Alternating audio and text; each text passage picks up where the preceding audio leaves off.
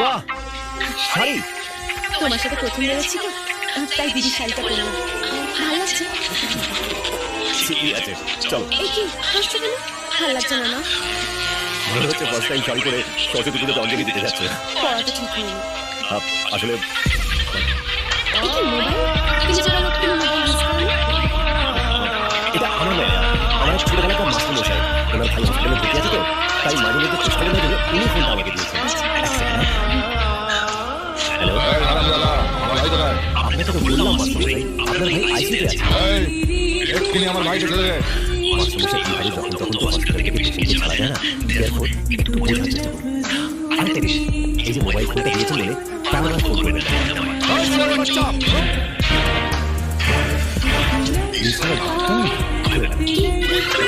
শাড়িটা লাগিয়ে আছে তো, ইস্ত্রি করতে হবে।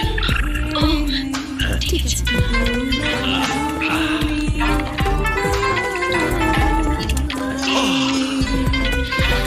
তুমি কি অঞ্জলিকে দিয়ে ইস্ত্রি করছো? 7 বছর ধরে করছি। 7 বছর ধরে ইস্ত্রি করছো? না মানে অপারেশন করলে ঠিক এইভাবেই চুল বসে সার্জারি করতে হয় তো, তাই যতটাই ছিল আলাদা চলটা একই। এই নাও তোমার শাড়ি।